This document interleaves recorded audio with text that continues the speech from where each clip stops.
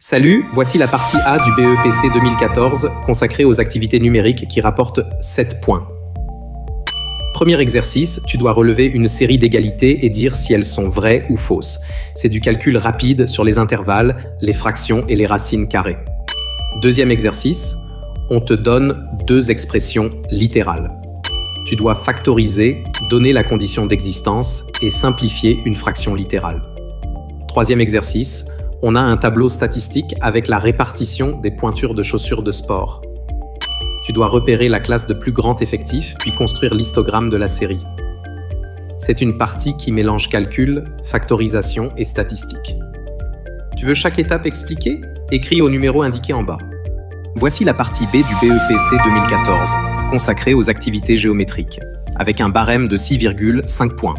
Premier exercice, on te place 2 points dans un repère et une droite donnée par son équation. Tu dois déterminer les coordonnées d'un vecteur, calculer une distance, écrire l'équation d'une droite, puis répondre à des questions sur le coefficient directeur et les positions relatives des droites. Deuxième exercice, il s'agit d'un rectangle avec des droites parallèles. Tu dois montrer une égalité de longueur et calculer une autre distance dans la figure. Troisième exercice, on revient au solide.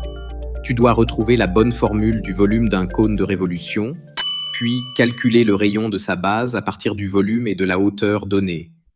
C'est une partie qui mélange géométrie analytique, figure plane et volume. Accède à la correction détaillée en écrivant au numéro en bas. On termine le BEPC 2014 avec le problème qui rapporte 7 points.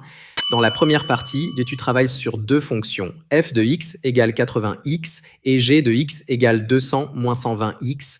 Tu dois donner le sens de variation, calculer des valeurs particulières, déterminer des réels a et b, puis représenter graphiquement les droites associées et trouver leur point d'intersection. Dans la deuxième partie, on a un problème de mouvement. Deux véhicules partent de deux villes distantes de 200 km. Le premier roule à 80 km/h. Le second à 120 km/h. Tu dois déterminer l'heure exacte de leur rencontre et la distance parcourue par chacun. C'est un problème complet qui mélange fonction, équation de droite et application pratique avec vitesse. Accède à la correction détaillée en écrivant au numéro en bas.